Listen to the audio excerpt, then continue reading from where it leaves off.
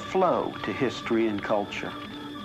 This flow is rooted in what people think, and what they think will determine how they act. There is violence and a breakdown in society up to the point in which it's unsafe to walk through the streets in many of the cities of the world. On the other hand, there is a danger of an increasing authoritarianism to meet the threat of chaos in our own countries and internationally. Should we despair and give in? If not, how should we then live?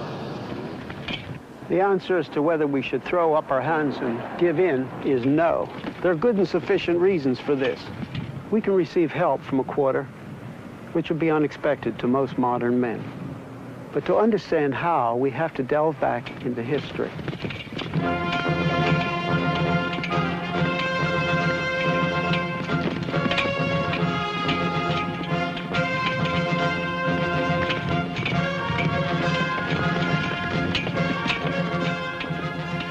I will begin with the time of the Romans, because the Roman civilization is the direct ancestor of the modern European world. From the time of the earliest conquests under the Republic, right down to our own day, Roman law and Roman political ideas have influenced the European scene, the whole Western civilization.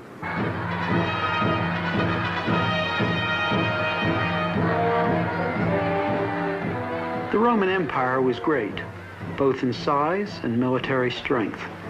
It reached out over much of the known world. Its roads led over all of Europe, the Near East, and North Africa.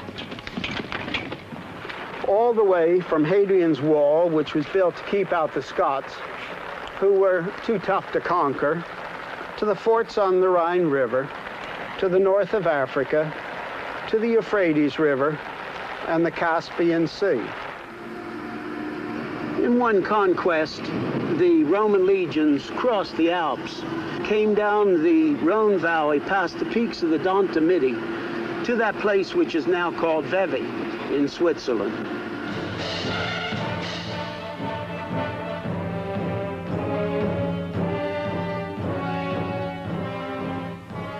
For a time, the Helvetians, the principal inhabitants of Switzerland, held them in check and made the proud Romans pass under the yoke, ironically imitating the custom of the Romans, who had the warriors they conquered pass under a yoke. This was a temporary reversal. Not much could hold back the Roman legions, neither difficult terrain nor the armies of their enemies. They passed up over the hills and conquered the ancient Helvetian capital, Aventicum, today called Avanches. One can imagine a Roman legionnaire who slogged home from the vastness of the north. As he mounted the hill and looked down on Avanches, a little Rome as it were, with its amphitheater, its theater, and its temples.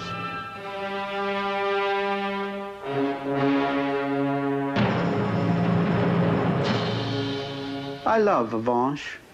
It contains some of my favorite Roman ruins north of the Alps.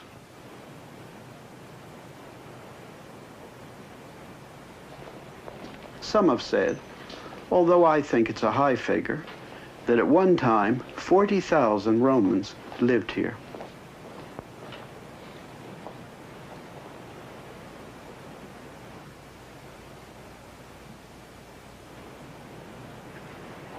The opulence of Rome was here at Avanches.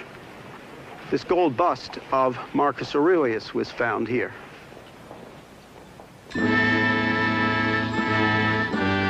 Rome left its magnificent treasures in art and architecture across the whole empire.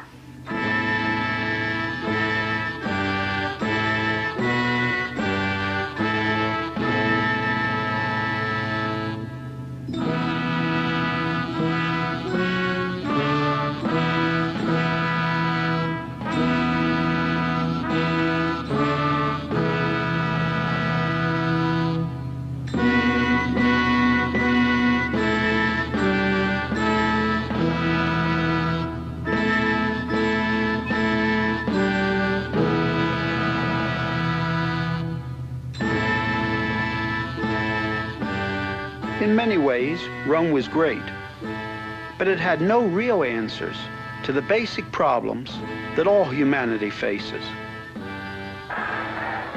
When a culture tries to build only on its military strength, very, very soon, these will prove not to be sufficient, for the simple reason that without a sufficient base of knowing what is right and what is wrong, why we should do certain things in contrast to why we should do certain others, no amount of military might is sufficient.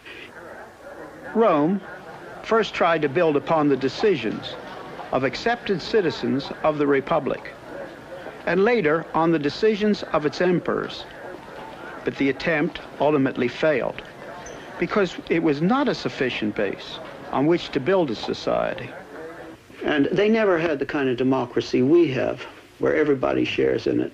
But for those who were the real citizens of the state, they just tried to build on their opinions, and this totally failed.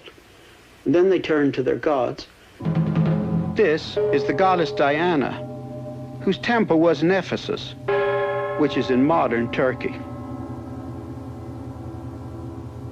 The Romans, like the Greeks before them, also tried to build upon their gods, in the hope of having something big enough upon which to rest their society. But their gods were not big enough, because they were finite. That is, they were limited. They were like bigger men and women, not basically different from human men and women. They were amplified humanity, not divinity. This being so, the Romans had no sufficient base intellectually. That is, they did not have anything big enough or permanent enough to which to relate either their thinking or their life. Therefore, they had no value system strong enough to bear the strains of life, either individual or political.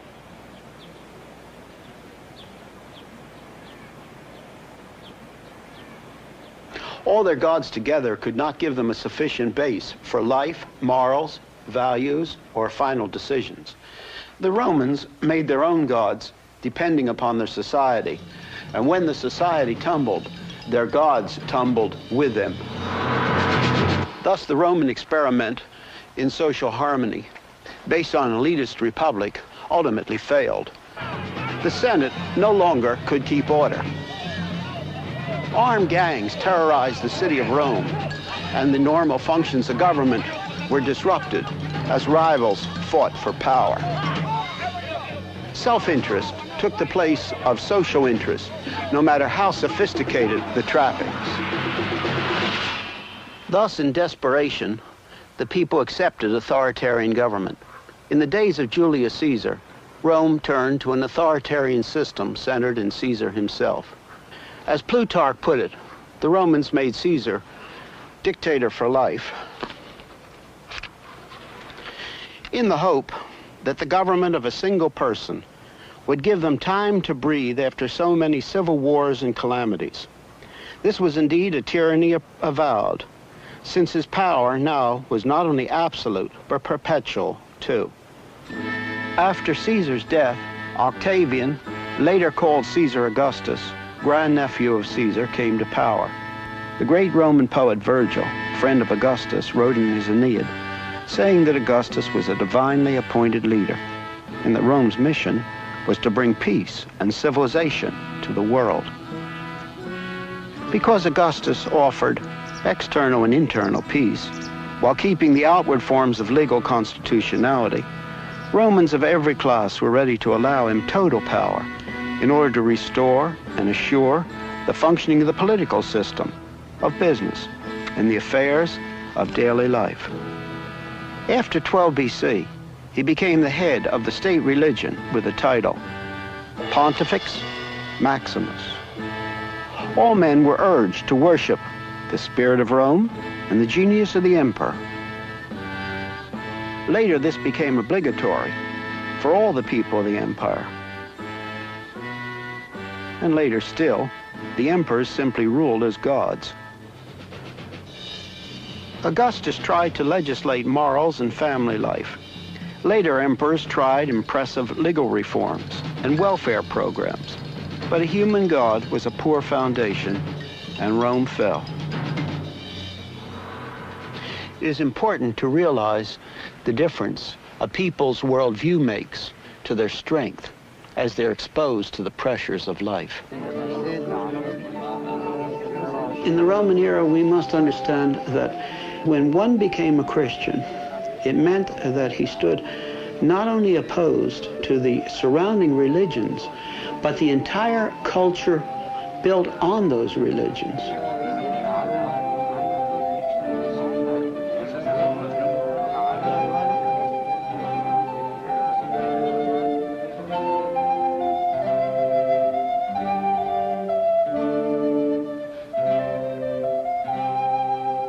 Back in the Roman days, when a person became a Christian and was marked as a Christian by baptism, it was a very short step at times from the open profession of faith to the martyr's death.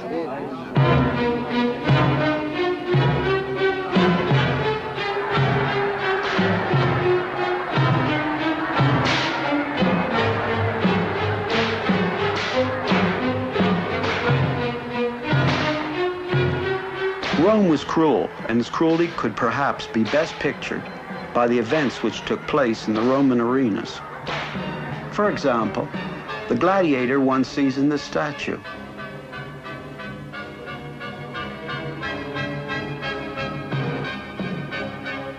Or the Christians thrown to the beasts as people watched. Let us not forget why the Christians were killed. They were not killed because they worshiped Jesus. At that time, many religions were practiced in the Roman world. Some were called the mystery religions. Here, for example, we can see one of the initiatory rites practiced by one of these religions, depicted in this Roman house in Pompeii. Nobody cared who worshipped whom, as long as the unity of the state was maintained, centered in the worship of the emperor. The Christians were killed because they were rebels, and this was especially so as they lost the support of the Jewish synagogues, and therefore the immunity which the Jews had since the time of Caesar. We may express the nature of this rebellion in two ways, both of which are true. We can say they worship Jesus as God, and they worship the personal, infinite God only. This worshiping of the one God only, Caesar could not tolerate. It was counted as treason. This became a special threat to the unity of the state based on emperor worship during the reign of Diocletian in the 3rd century, when people of the higher classes began to become Christians in larger numbers.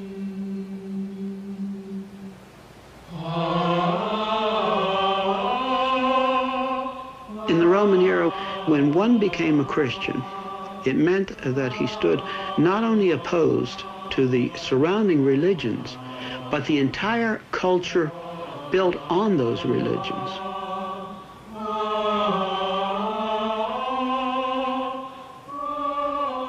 The early church believed that Jesus was the Old Testament prophesied Messiah, and that he had come, and that he had died in substitution on the cross.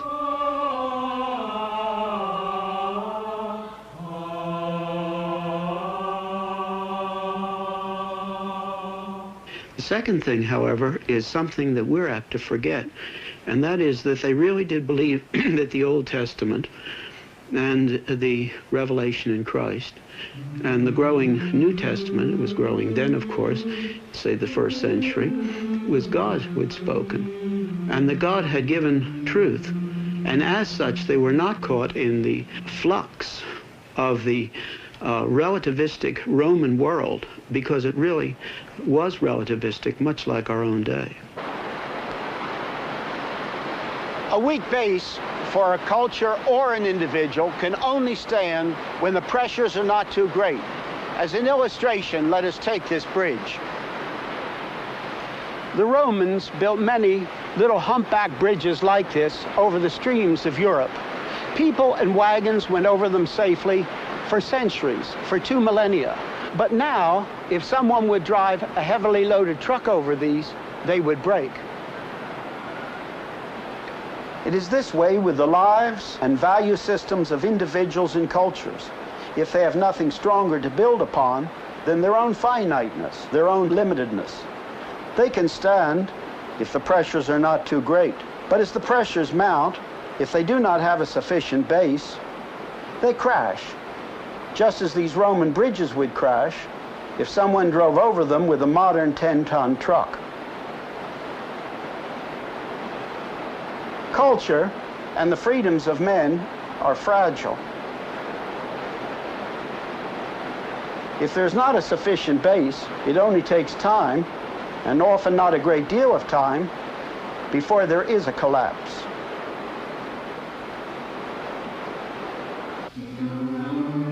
In catacombs such as these here in Rome, the Christians buried their dead and met for worship.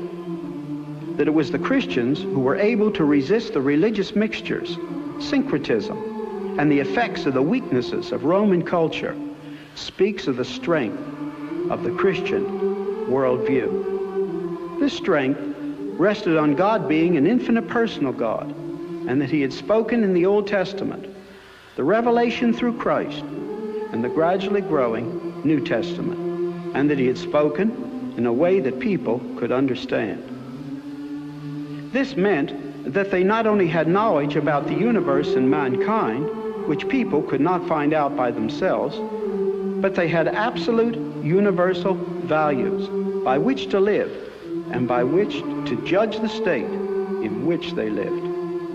And people are unique in being made in the image of God. There was a reason for the basic dignity and value of each individual. If they had worshipped Jesus and Caesar, they would have gone unharmed. But they worshipped one God only and rejected all forms of syncretism. There was no mixture. All other gods were seen as false gods. Or we can express why they were killed in another way. No totalitarian authority, no authoritarian state can tolerate those who have an absolute by which to judge that state and its actions.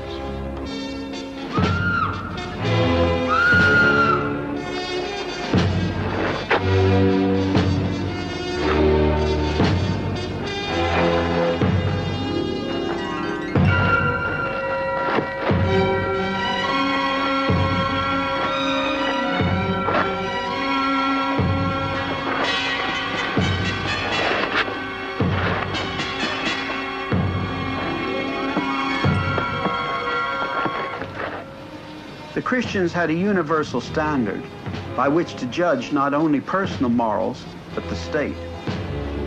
So they were counted as the enemy of totalitarian Rome.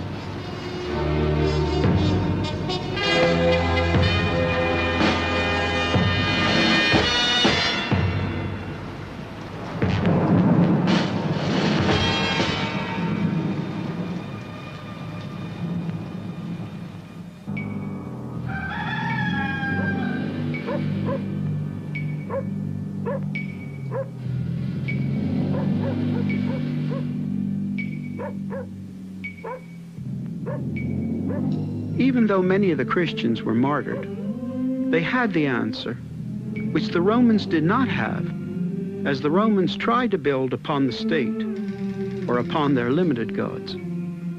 The Christians continued to grow in numbers and continued in history.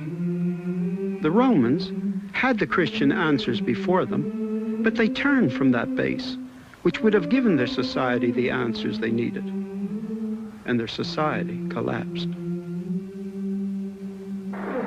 As their empire ground down, the Romans, in their decadence, were given to a great thirst for violence and the gratification of their senses, as in their rampant sexuality. Here in Pompeii, a century or so after the Republic had ceased to exist, the phallus cult was strong. Paintings and statuary of exaggerated sexual content adorned the houses of the affluent, Not all the art in Pompeii was like this, but that which was of sexual representation was just plain blatant.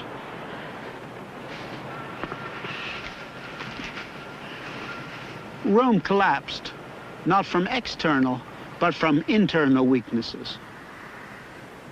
Even though Emperor Constantine ended the persecution of the Christians, and Christianity became a legal religion in 313 AD, and the official state religion of the empire in 381 AD, the majority of the people went on in their old ways. Apathy was the chief mark of the period. The elite abandoned intellectual life for their social life. Apathy also showed itself in the arts, with a lack of creativity. Officially sponsored art became decadent. The music became increasingly bombastic. Look at these 4th century works here on the Arch of Constantine. And in contrast, these handsome 2nd century works of art taken from earlier monuments from the period of Emperor Trajan. This portrait of Emperor